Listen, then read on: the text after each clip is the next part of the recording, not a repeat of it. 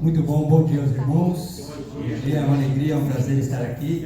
Rever alguns amigos presencialmente.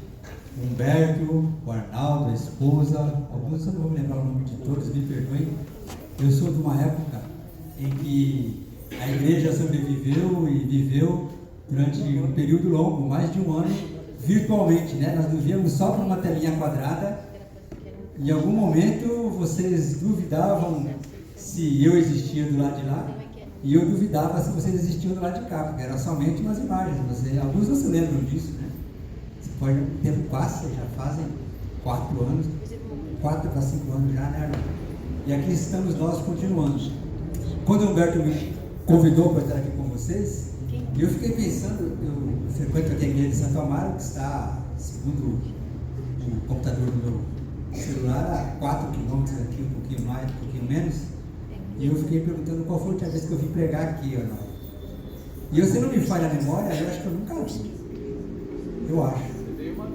Veio uma vez? Não foi ruim, né? Mas eu lembro, eu não me recordo, de verdade. Eu fiquei pensando que uma vez. Mas nós estamos tão perto, às vezes a oportunidade, a agenda, inclusive hoje, o Arnaldo me convidou para participar com vocês do almoço. Eu, infelizmente, me acompanha da minha esposa, ela não está comigo, está iniciando lá o processo de indicação do livro do ano que vem na igreja, ela é secretária, não precisa participar, tem comissões à tarde, então o dia está bem corrido. Mas hoje nós não podemos deixar de passar uma data importante, que é a data da Escola Sabatina. Não vamos falar sobre a Escola Sabatina no sermão de hoje, na mensagem de hoje, mas toda a mensagem que vem da Bíblia está ligada à Escola Sabatina. Também sou de uma época em que nós éramos conhecidos como povo da Bíblia. Vocês lembram disso? Me recordo muito da minha mãe. Minha mãe é minha inspiração em alguns pontos do cristianismo, em vários, para dizer a verdade. E um deles é até negativo, me lembro. Nos anos 80, minha mãe é uma cristã estudiosa da Bíblia. E ela ficava esperando no domingo pela manhã alguém bater no portão para falar da igreja, para ela pegar a Bíblia dela e sair para discutir a Bíblia com aquela pessoa que estava passando. Ela tinha esse domingo de manhã, para minha mãe era sagrado. Ela estudava a Bíblia para ir lá e testemunho de Jeová, Assembleia de Deus, não interessa o que fosse, ela ia lá para discutir. Olha que tremendo vacilo, devo dizer a vocês. Não vacilo estudar a Bíblia. Não vacilo ensinar a Bíblia. Vacilo discutir a Bíblia. A obra de convencer não é nossa, de quem é? Do Espírito Santo. Vamos ensinar a palavra. No nosso meio, a Escola Sabatina que faz esse viés para nós, né? Até os anos 80, a Escola Sabatina se baseava em 2 coisas importantes: o estudo da Bíblia e missão. Olha só. Nos anos 90 para os anos 2000, esse bípede ganhou um terceiro pé, vamos dizer assim, que é o companheirismo, que surgiu com o nascimento das unidades de ação.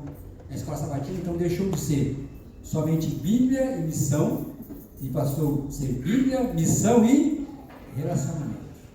A igreja faz parte da Escola Sabatina, e uma Escola Sabatina viva tem estudo da Bíblia, tem missão e tem companheirismo, tem troca de ideias, compartilhamento de alegrias, de tristeza, de lutas. Afinal, vivemos num mundo onde infelizmente o pecado ainda reina, mas não há muito tempo Cristo virá e isso irá acabar. Amém? Isso. A Escola Sabatina, eu percebi que acompanhando com vocês, é viva nesta igreja.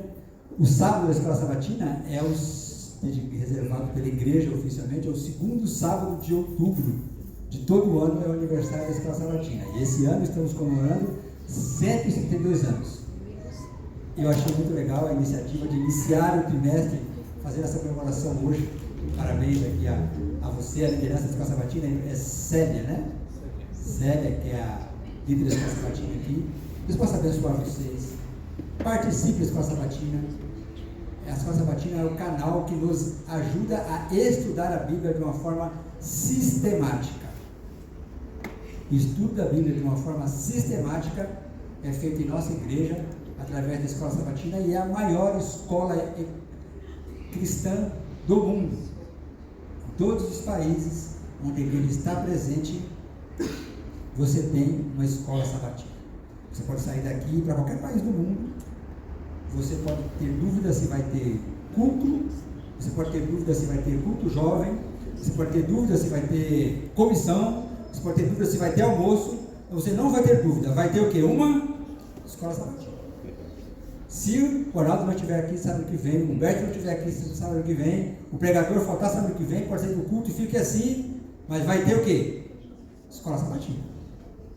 A escola sabatina está presente na nossa igreja, é o DNA da nossa igreja. Não existe igreja adventista sem escola sabatina.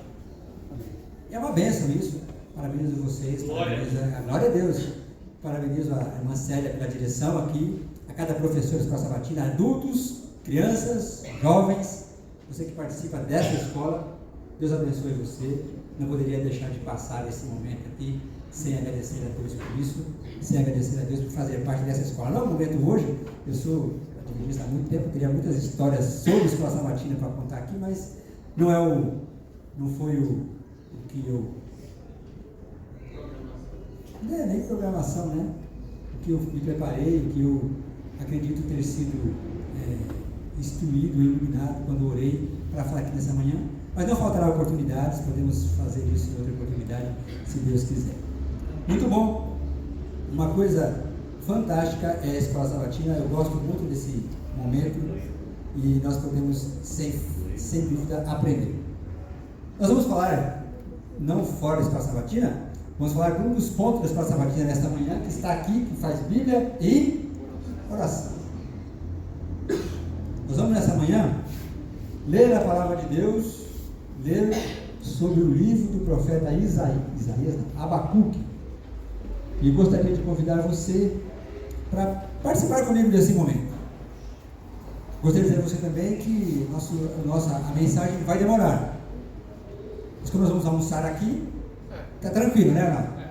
Vai demorar não porque eu vá falar muito, até porque eu não sou de falar muito, mas porque nós vamos ter dificuldade, talvez você tenha dificuldade para achar Abacuque escondido no meio da sua Bíblia. Então, se você abrir a sua Bíblia no meio da Bíblia, você vai passar aí, com certeza, na Bíblia em Salmos. De Salmos, Provérbios, Eclesiastes, Cantares, Isaías, Jeremias, Ezequiel, Daniel, Oséias, Amós, os profetas menores. Vai chegar em Naum. Chegou em Naum, achou Abacuque. Estamos então em Abacuque. Nessa hora é muito bom ter um celular, né? Um iPad, um tablet, um Android. Você abre o celular, coloca lá em ordem alfabética e já acha. De novo, na minha história, você vai falar muito sobre isso. Havia no passado, nós éramos tão biblistas que nós tínhamos concurso na igreja para ver quem achava um verso mais rápido. Lembra disso? Não? Lembra disso? Hoje, se a gente fizer isso, vai ter que fazer só pode ter 2 versos no culto, porque vai demorar para achar. Né? Nossa, era um campo, eu tinha que concorrer, tinha que levantar a Bíblia. Não, até não é igual a minha, não é igual, tem índice, não. Fecha a Bíblia, tira o dedo, levanta. Tinha regra, e nós gostávamos. Não tem mais isso, ficar no celular, né? Para você sobre a oração. Eu queria aqui ter a pretensão, não é a pretensão, de talvez ensinar você a orar, compartilhar um pouco com você sobre a minha experiência com a oração, sobre a luz da Bíblia. Eu sou um biblista, sou um adventista, sou um biblista. O que é um biblista? É uma pessoa que se fundamenta e se baseia primariamente no quê? Na Bíblia Sagrada. Leio os livros de profecia, leio Ellen White, leio outros escritores, mas eu me baseio aonde?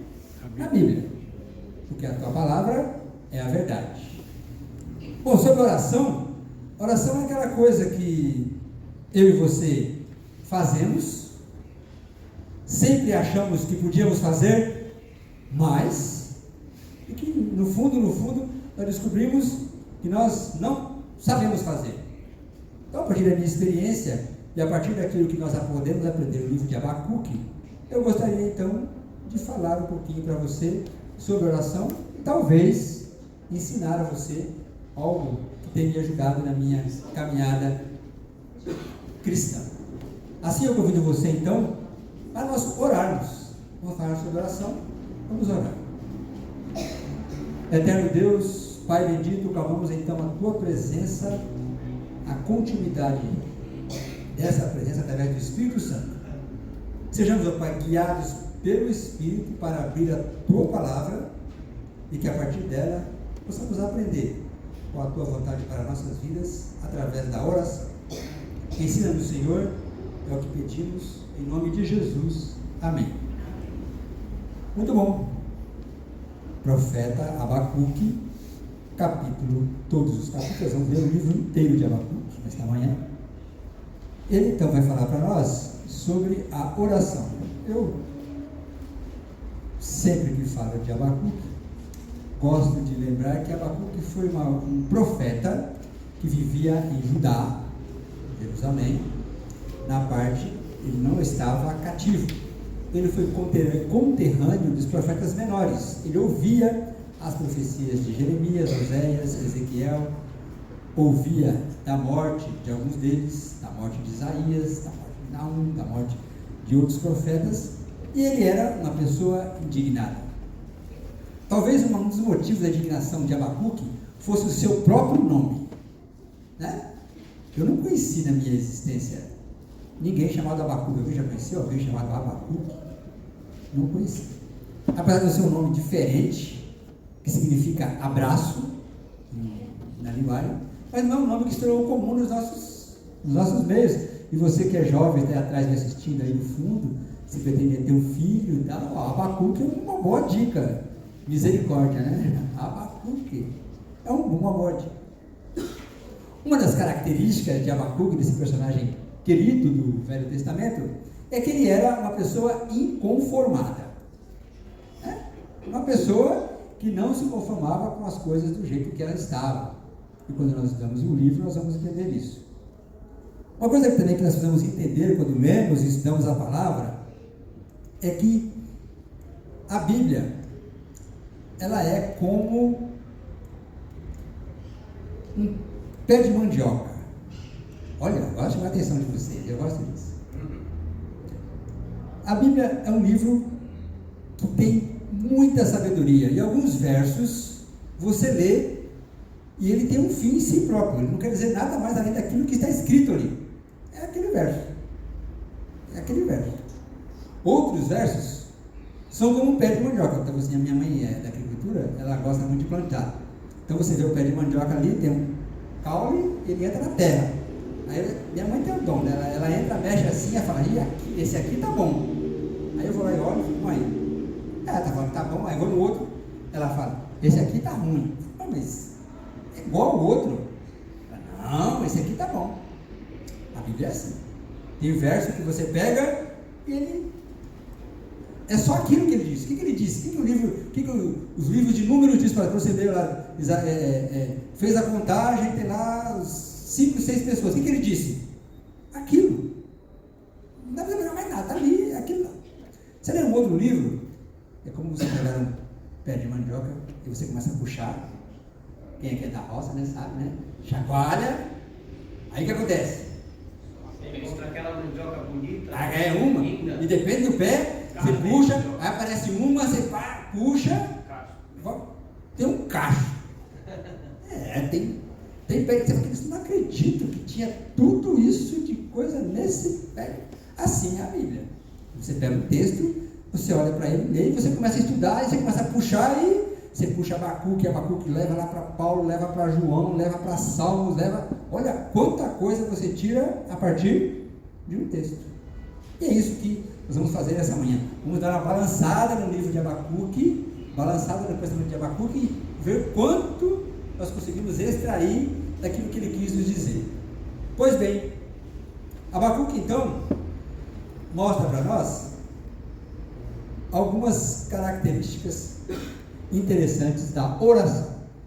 E ele começa assim, abra então a sua Bíblia, no capítulo 1 de Abacuque, e ele começa assim, lá no capítulo 1, ele começa dizendo para Deus, até quando, Senhor, clamarei e não me ouvirás. Ele começa a falar, e ele começa a colocar então as suas queixas diante de Deus, começa a fazer a sua reclamação, no verso 1.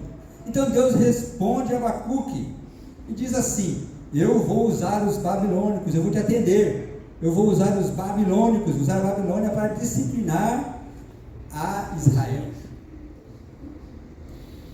No verso 6 do capítulo 2, ele começa a dizer um monte de coisas. Ele começa a dizer algumas coisas que ele vai fazer com os babilônicos, depois que eles trouxerem a justiça sobre Israel.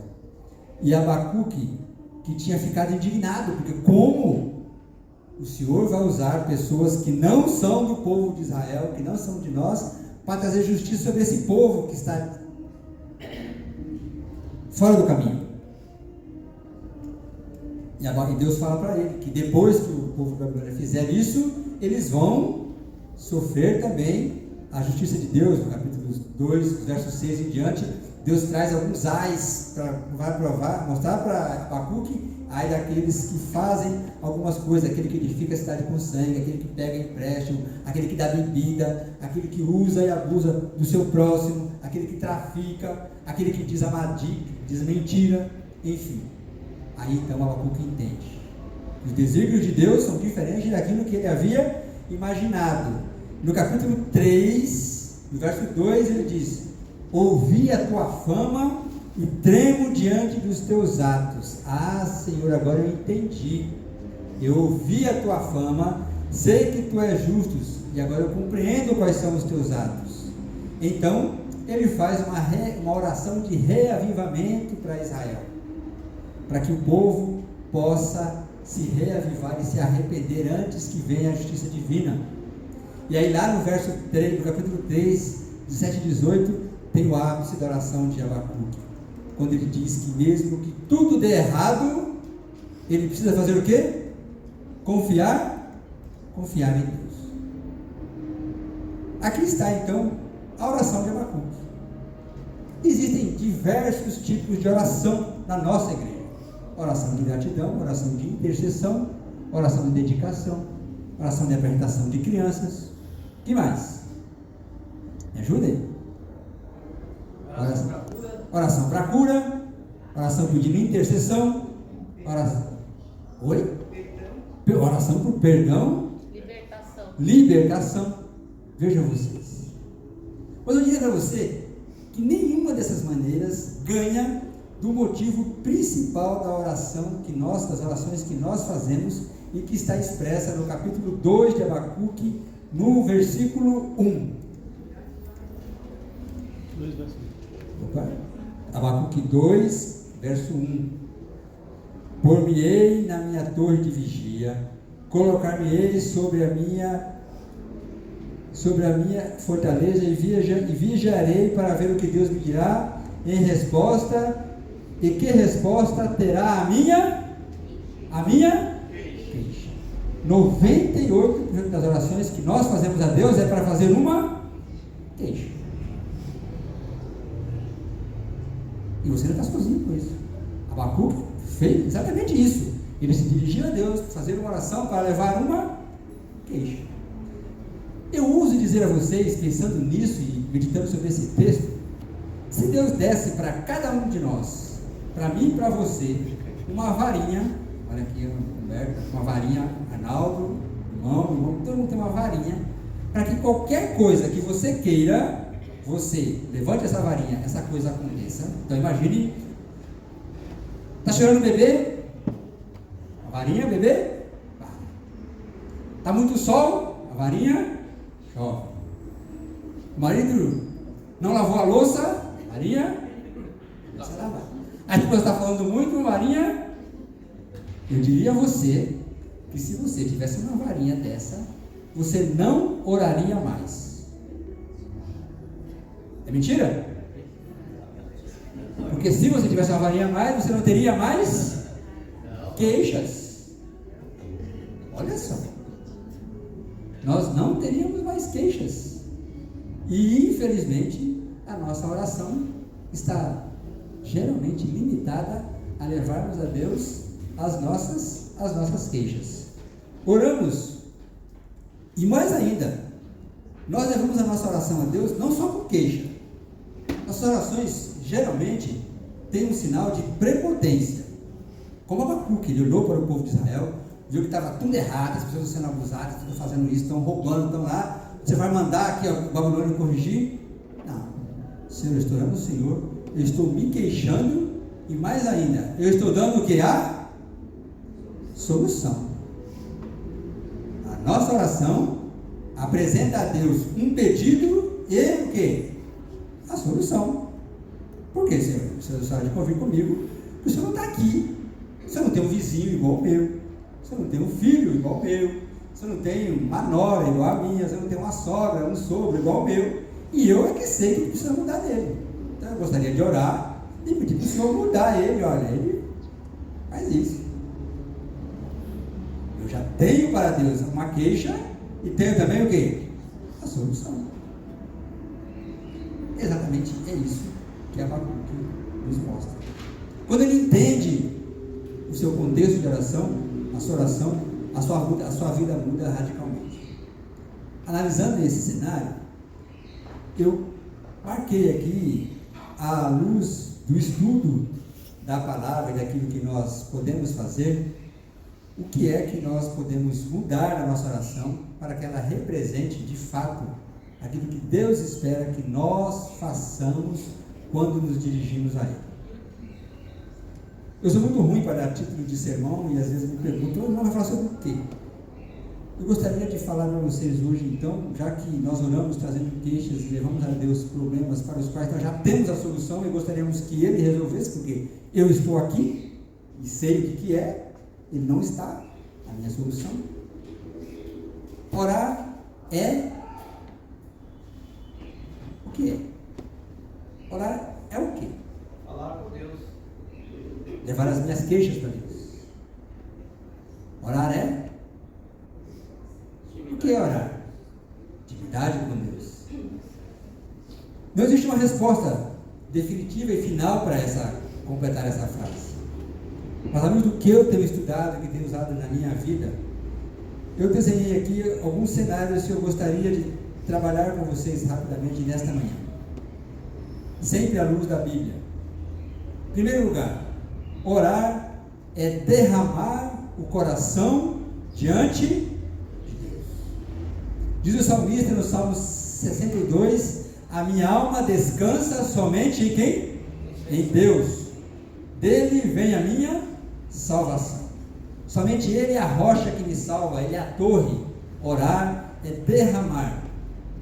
Deus fica chateado comigo se eu falar tudo o que está acontecendo comigo para Ele? Não. Orar é derramar o seu coração diante de Deus. É falar para Ele quando você está feliz, quando você está triste, quando você está insatisfeito, quando você não gostou.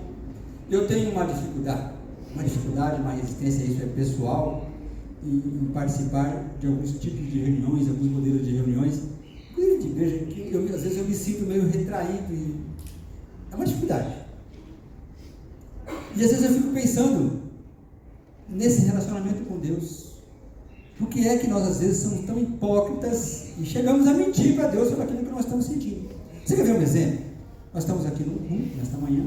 Você já teve em outros cultos, em momentos, e você está aqui, está num momento de oração, aqui todo mundo se levanta, e estou sentindo o poder do Espírito, e acontece, e aí nós estamos aqui. E já aconteceu comigo. Eu falo, mas eu não estou sentindo. E não tem nenhum problema nisso, irmãos. Não tem nenhum problema nisso. Ou melhor, tem problema quando você não diz para quem? Para Deus. Chega em casa e fala assim, eu fui na igreja hoje, a sua oração. Eu fui na igreja hoje, todo mundo sentiu, mas eu não senti nada.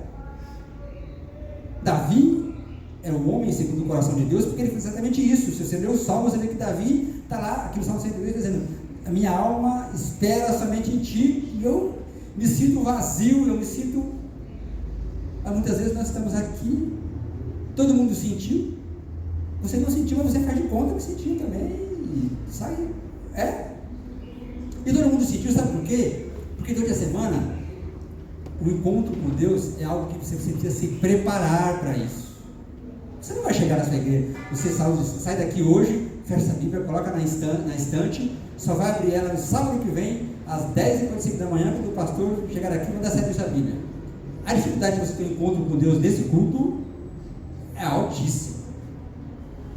Para você se encontrar com Deus, você precisa falar com Ele, você precisa conversar com Ele durante a semana, você precisa reconhecer quem é Ele, então você precisa ler, precisa estudar, e você às vezes não faz isso. A semana é corrida, a semana é difícil, tem luta, tem desafio, você chega aqui e todo mundo tem um encontro com Ele, você não tem. Você precisa voltar a orar e derramar o seu coração diante de Deus, dizer a Ele que Senhor me ajuda.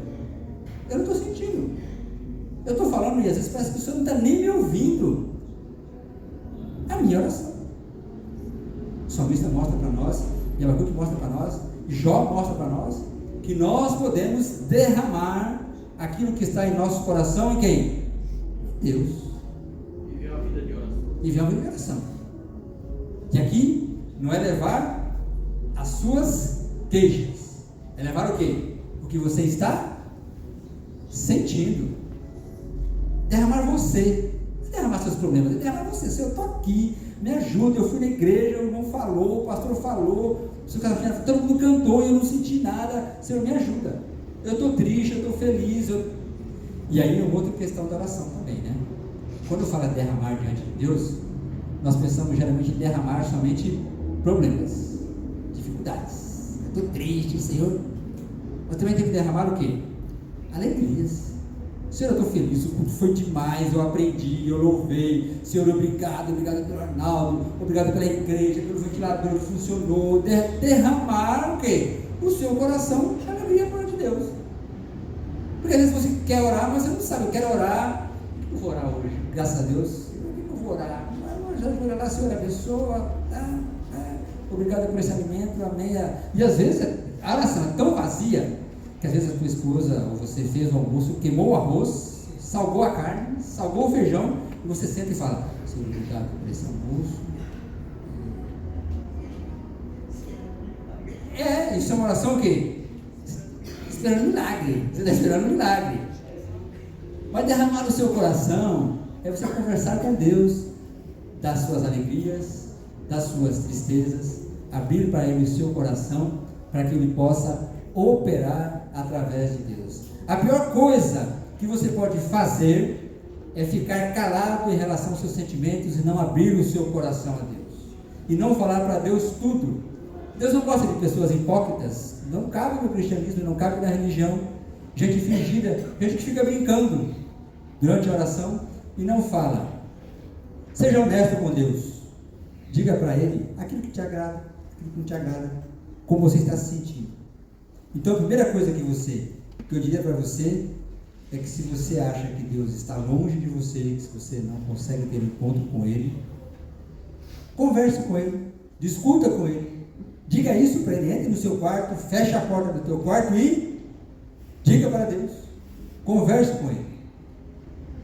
O segundo ponto da oração que tem acontecido, me ajudado muito, é, ao orar, pedir a Deus o que nós sabemos, olha só, o que nós sabemos que Ele quer nos dar. Silêncio, vou repetir. Você deve orar. Orar é pedir a Deus o que nós sabemos que Ele nos quer dar. E aí, quando a gente chacoalha Abacuque e leva lá para João 5,14, diz assim: esta é a confiança que temos ao aproximarmos de Deus, se pedirmos alguma coisa de acordo com quem? Com a vontade de quem? De quem? Dele. Ele vai fazer o quê? Ele vai nos dar. Mas peraí, por que eu preciso pedir alguma coisa de acordo com a vontade dele? Se ele já sabe, por que não me dá? Porque o quê? Não é a vontade dele. É a vontade dele. Por que é que, se ele já sabe, por que é que eu preciso pedir para ele me dar? E eu digo para você que muitas vezes, muitas coisas, nós recebemos de Deus sem ter pedido. de tamanha que é a sua bondade, a sua misericórdia.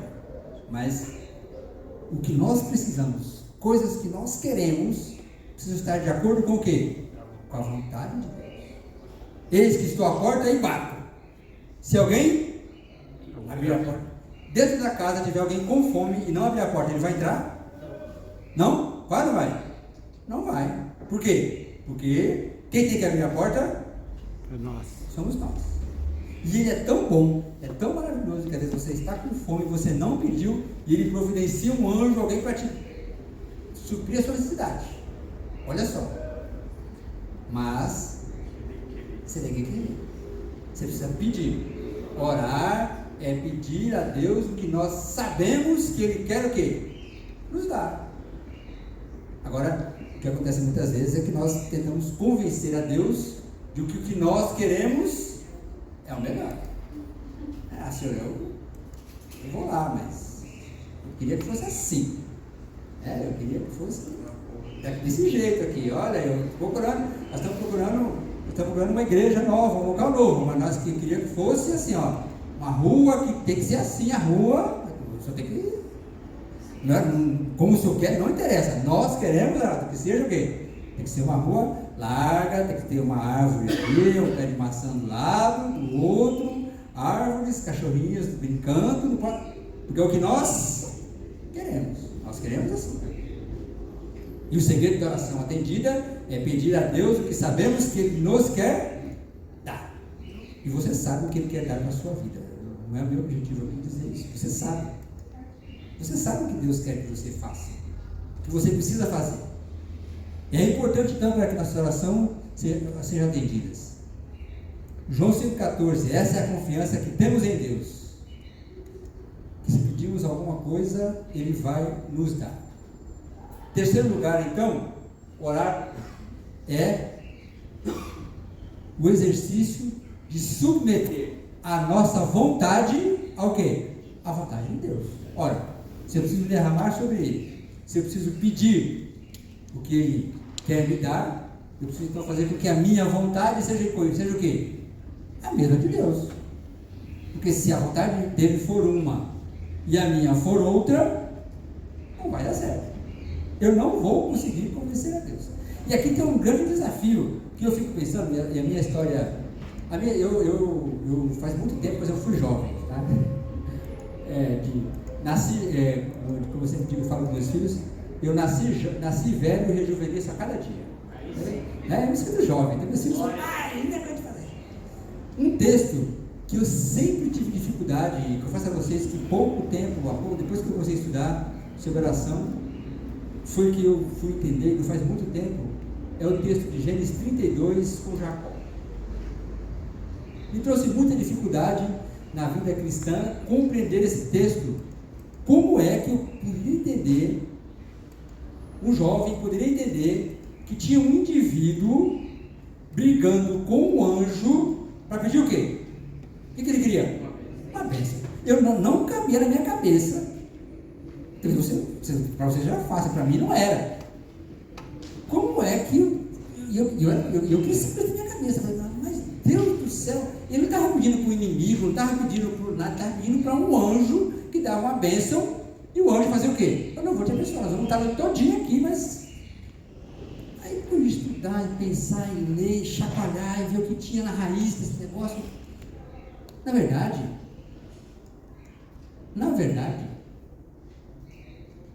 a submissão da vontade, que é esse terceiro ponto que eu falei aqui, é que era a chave da questão. A bênção que Jacó queria era diferente da que o anjo queria dar. Olha, eu quero uma bênção, mas eu quero essa daqui. Aí o anjo falou, não, essa daí não, eu vim aqui para te dar outra bênção. Não, essa eu não quero, eu quero essa. Nós vamos lutar a noite todinha para que você faça o quê? A minha vontade. Aí eu falei, entendi. Eu preciso então pedir a bênção que o Senhor quer me dar. Não é o que eu quero, eu não preciso brigar por isso. Orar então, olhando para Jacó e aprendendo o que está em João 5,14, eu preciso entender, alinhar, a submeter a minha vontade, o quê? A vontade de Deus. Submeter nossa vontade à vontade de Deus é difícil, viu, irmãos? Esse é um texto que eu custei a entender. E eu penso que é exatamente isso. É que Jacó queria ser abençoado do seu jeito.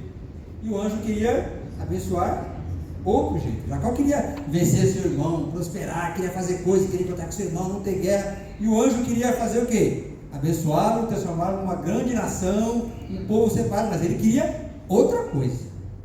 Isso eu não te dou, não. Isso eu quero isso. Nós vamos lutar até amanhã para fazer isso. E eu me fico perguntando, será que de fato a oração então é uma aventura de tentarmos convencer a Deus? Eu não pensei nisso.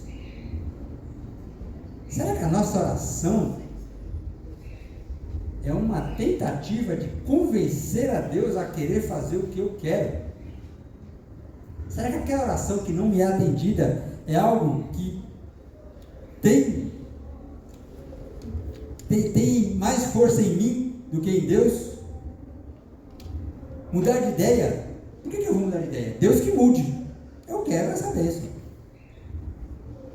O Paulo diz em Romanos capítulo 11, a profundidade da riqueza da sabedoria e do conhecimento de Deus. Quão insondáveis são os seus juízos, pensamentos. Nós não temos condições de compreender os juízos, os pensamentos de Deus. Talvez nós vemos só agora, estou vendo só agora. Deus está vendo lá na frente. Deus conhece tudo e todos. Orar é o exercício então de entender, de submeter a nossa vontade também, a vontade de Deus.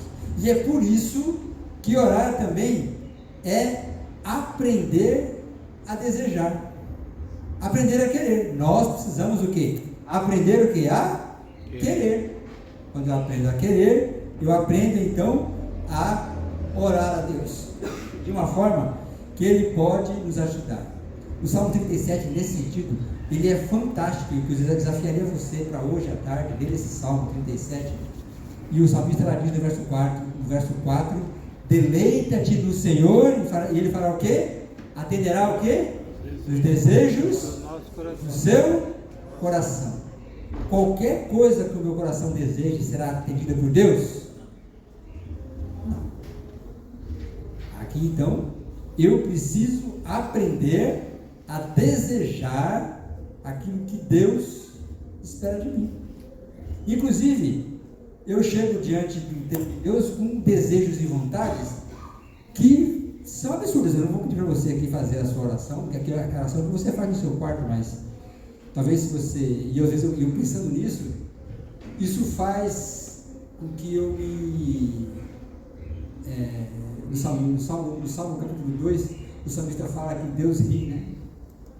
E eu fico pensando que talvez Deus ria por causa de algumas orações que nós fazemos. Eu chego lá e peço uma coisa aqui, por que você está pedindo isso? Todos aqui são pais, e seus filhos já pediram a você uma coisa absurda que você riu. Você está brincadeira que você está pedindo isso. E Deus é esse pai também que quer atender, e às vezes algumas coisas que nós pedimos são tão diferentes que Deus não atende. Mas não acredito que você está me pedindo isso. E Deus está disposto a nos dar tudo aquilo que nós pedimos e estiver de acordo com a sua vontade. Sim, orar é aprender a desejar. Tiago também no capítulo 4 fala de onde vêm as guerras e contendas que há entre vocês. E lá no final do capítulo, no meio do capítulo, ele fala assim: vocês vivem a lutar e a fazer guerra, não tem porque não pedem. Vivem a lutar e a fazer guerra, não tem paz porque não pedem. E aí Tiago responde: quando pedem não recebem, pois pedem por motivos errados. Está em Tiago capítulo 4. Pedem por motivos errados, para gastar nos seus próprios prazeres. Precisamos então aprender a pedir de acordo com a vontade de Deus. Orar é você trazer toda a angústia do seu coração e deixar diante de Deus.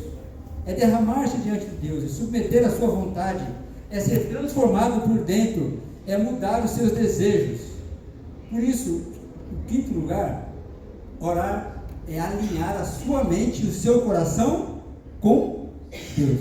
Se você aprender a desejar, a reconhecer a vontade de Deus, você vai então entender, vai alinhar a sua mente e o seu coração com Deus, a ponto de vocês lerem, de nós lermos e entendermos Filipenses no capítulo 4, quando ele diz: não andeis ansiosos com coisa alguma. Como é que você vai andar ansioso se a sua mente e o seu coração estiverem alinhados com Deus?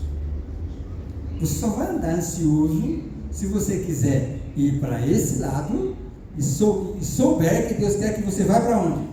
Para esse lado. Por que é que Jonas ficou ansioso? Porque Deus queria que ele fosse para onde? Para onde? Para Nínive. Mas ele queria ir para onde? Para o outro lado. Aí, não, Senhor, para lá eu não vou. Eu faço a sua vontade, desde que seja para cá. Nós precisamos alinhar a nossa mente, o nosso coração com Deus. Como é que nós fazemos isso, irmãos? Através do estudo diário da Bíblia, da oração, da comunhão. Eu preciso conversar, me relacionar com alguém para compreender o que ela deseja, como ela pensa, como ela espera que eu haja. Eu sei que não deveria estar ansioso, mas eu estou ansioso. Eu sei que não deveria ficar nervoso, eu fico nervoso. E eu percebo tudo isso, e você sabe tudo isso, que quando isso acontece é porque alguma coisa que você está pretendendo e querendo fazer ou está acontecendo não está de acordo com a vontade de Deus. Ou está de acordo com a vontade de Deus e você está alinhado com isso, mas você ainda não entendeu que não é o tempo de Deus. Isso também é importante. Eu preciso alinhar com Deus e compreender o tempo de Deus, porque lá em Eclesiastes também nós lemos que há tempo por quê? Para todas as coisas. Algumas coisas podem acontecer na nossa vida e vão acontecer com certeza, estão alinhadas diante de Deus, são aquilo que Deus espera para a nossa vida, mas não é o momento. Deus conhece o momento, e quando nós estamos alinhados de coração com Deus, nós vamos saber isso. Finalmente, orar é entregar tudo para Deus. Entrega teu caminho ao Senhor, enfim, confia nele e o mais ele fará. Vamos falar juntos? Entrega teu caminho ao Senhor, confia nele e o mais ele fará. Confia nele e tudo ele fará. Salmos 37. Mas depois disso, depois de meditar sobre esses pontos da oração, eu, voltando para Abacuque, e de novo, no capítulo 2, no versículo 1, de novo, Abacuque nos mostra mais um segredo da oração que está entranhado nesse capítulo, nesse verso, e que nós deixamos passar em branco. Depois que ele fez a oração, que ele reclamou com Deus, que Deus respondeu, no capítulo 2, versículo 1, ele diz assim: por-me-ei na torre de vigia, colocar-me-ei sobre a fortaleza e vigiarei para ver o que Deus dirá. Olha que interessante. Alguém aqui já ficou de vigia alguma vez? Ficou de vigia. Um vigia, quando está, ele fica cantando. Tem que ficar o quê quando está em vigia? Atento. Atento e silêncio. Olha só. Abacuque falou com Deus, ouviu Deus, falou com Deus, e aqui no 2:1 ele fala assim: agora eu vou ficar aqui quietinho e fazer o quê? Ouvindo o quê? O que Deus fala. Olha só. Um dos segredos da oração é o silêncio. É ouvir aquilo que Deus tem para nos dizer, ou tem para nos dizer. E olha você, nós passamos às vezes por isso e não percebemos isso. Abra sua Bíblia em Mateus 6,6. Mateus 6,6 é um verso que nós usamos muito quando falamos de oração e passamos por alto quando estudamos. A importância de nós ouvirmos o verso bíblico, de lermos a Bíblia e tentarmos deixar a palavra falar conosco. O que esse verso quer nos dizer? Mateus 6,6, amém? Já fecharam? Amém. Aí diz o seguinte: tu, porém, quando orar, vá para o seu quarto, feche as portas e ora ao seu Pai que está nos céus, e não pode ser visto. E o seu Pai faz em segredo o que lhe é recompensado. Muito bem. A minha tradução, essa tradução aqui também, ela é boa, mas tem uma palavrinha na minha tradução, deve ter na sua também. Essa que ele está usando, se não me falha a memória, é a NVI. No 6,6, na versão Almeida, diz assim, ó: tu, porém, quando orares, entra no teu quarto, fecha a tua porta e ora ao teu Pai que está em secreto, e teu Pai que te ouve em secreto te recompensará. É isso que está escrito aqui, não? É isso que está escrito na Bíblia de vocês? É mesmo? A minha é. que está aposentos.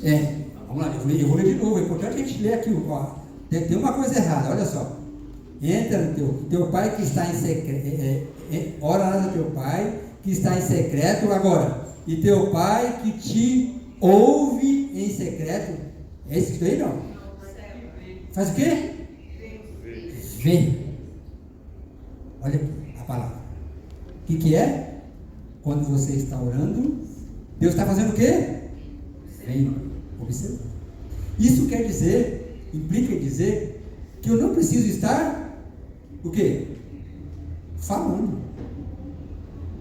Deus está vendo. Faz parte da oração um momento de silêncio. Você precisa derramar-se diante de Deus, você precisa abrir o seu coração, você precisa falar tudo aquilo que você tem, e você precisa fazer o quê? Parar e fazer o quê? Ouvir o que Ele tem para te dizer. É preciso parar e ouvir em silêncio o que Deus tem para nos dizer. Erroneamente, nós somos aprendidos, somos treinados e educados para responder, para falar e não para ouvir. Quando alguém fala alguma coisa, pega as crianças, pode falar. Quem sabe, ela nem espera você fazer a pergunta, já o quê? Ela levanta a mão, porque ela quer fazer o quê? Ela quer responder. Mas nós precisamos nos educar, aprender a ouvir. O silêncio é poderoso. Você quer ganhar uma discussão com alguém, uma venda, um processo de discussão? Fale menos. Fica ouvindo a pessoa falar. Fala. Fica ouvindo. Você não vai falar nada? Não, estou te ouvindo. É preciso parar. É preciso ouvir. Deus quer falar conosco, mas nós não queremos ouvir. Qual foi a última vez que você se ajoelhou e falou para Deus tudo? Esse desafio da oração é sensacional, e às vezes eu falo, não, hoje eu vou orar e vou falar com Deus, eu vou falar da minha família, do meu pai, do meu trabalho, dos irmãos, do pastor, da comissão, da igreja, eu vou fazer, hoje eu vou fazer oração. Aí você vai lá, ajoelha, eu me ajoelho lá no meu quarto, tá, e fala pro relógio, nossa, só passou 2 minutos, já falei tudo, não, tem mais. Aí eu nossa, só passaram 7 minutos e já falei tudo. Aí eu falo amém e vou embora. Mas eu não dou a Deus a oportunidade de falar comigo também por 1 minuto ou por 7. Eu posso falar com ele 1 ou 7, mas ele não fala. Eu não ouço a Deus.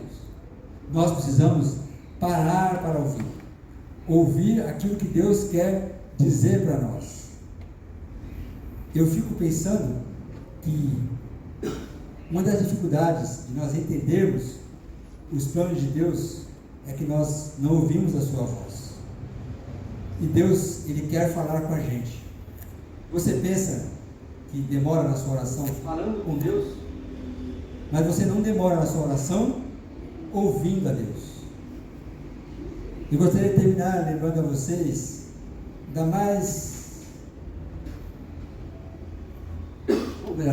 da importância de nós pararmos e meditarmos na palavra de Deus. Eu não estou falando aqui dessa meditação que nós ouvimos falar por aí, não está falando de meditação cósmica, de ficar ouvindo, não, mas de ler um verso da Bíblia e, Senhor, o que esse verso quer me dizer? Eu vou ficar aqui ouvindo a tua palavra. Uma personagem bastante famosa, a Madre Teresa de Calcutá, conhecida pela sua simplicidade, pela sua unidade, foi perguntada uma vez sobre oração e perguntaram para ela vivia uma vida simples, né? Abriu mão de tudo aquilo, de todas as vaidades, tal, uma vida bem relegada. Aí eu disse: a senhora viveu assim? A senhora não era para pedir para Deus? Como é que é a sua oração? O que a senhora fala para Deus, já que a senhora abriu mão de tudo? Ela fazia: minha oração? Eu me ajoelho e escuto Deus. Não, eu não falo nada. Eu ajoelho e escuto Deus. Aí tá bom, se será ajoelho e escuta Deus. E o que Deus fala para você? Eu não sei, porque Ele também me escuta. No silêncio eu faço o quê? Escuto Deus. E Deus também nos escuta quando nós estamos em silêncio. É preciso parar o corre-corre do dia a dia, na agitação, e dar um tempo para que nós possamos ouvir a voz de Deus. Eu não sei o que é a oração para você, eu não sei como é que você ora, ou quais são as queixas que você leva diante de Deus, quais são as adorações, os louvores que você leva diante de Deus. Mas eu gostaria de desafiar você nessa manhã, se tudo que eu falei aqui você se esquecer e nada disso ficar na sua mente, que você leve no seu coração que você precisa, na sua oração, parar um pouquinho para ouvir a Deus. Você precisa fazer isso, eu preciso fazer isso. Senão nós vamos fazer aquela oração repetitiva, a gente entra na mesa: Senhor, obrigado por essa refeição, amém. Você não parou para você: Senhor, eu vou dormir agora, tem uma noite de sono, abençoe a família, amém. Nós não damos a oportunidade para quê? Para Deus falar para conosco. Testa isso no seu relacionamento. Passa uma semana sem dar espaço para tua esposa falar com você, se ela vai gostar, se você vai dar uma bronca. Ou para teu esposo falar com você, ou para teus filhos: pai, você não me ouve. Porque você precisa parar para ouvir. Se tudo que eu falei aqui, nada ficar na sua mente, nada você se lembrar, quando você voltar para sua casa hoje, seu momento de oração, leia o Salmo 37. Não faça nenhuma oração, se ajoelhe e ouça Deus falar com você. Não faça nada, não peça nada, se ajoelhe, leia o Salmo 37, se ajoelhe, fica ali 1 minuto, 10 minutos, 2 minutos, o seu coração vai dizer, se levante e saia dali. Que Deus possa nos abençoar, que nós possamos aprender a ouvir a sua voz. Eu gostaria de desafiar você nesta manhã, para que nós possamos encerrar esse culto fazendo uma oração. Se você, assim como eu, sente o desejo de orar, e nesta manhã gostaria de fazer isso, eu gostaria de convidar você para que todos nós nos ajoelhássemos. Eu não vou fazer uma oração, vou dar para você 1 minuto para que você ouça o que Deus quer falar para você e para mim, de tudo que nós ouvimos. Nós encerraremos o culto com uma oração no final. Vamos então nos ajoelhar, se você puder, para falarmos com Deus.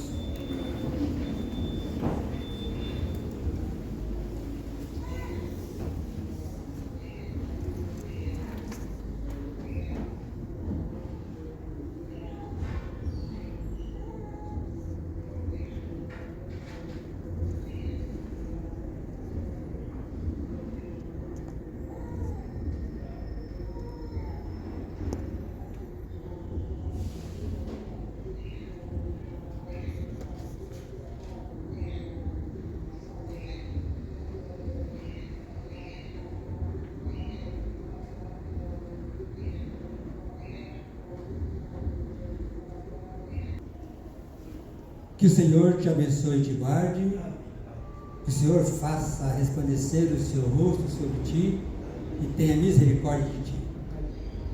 Que o Senhor sobre ti levante o teu rosto e te dê a paz. Vou pedir para o irmão Herbert ficar ali à porta para cumprimentar os irmãos e vamos sair cantando o hino Permaneça em mim. Meu Senhor, em minha habitar, pois quero ser dentro do teu. Quando eu sair deste lugar de Jesus, permaneça em mim.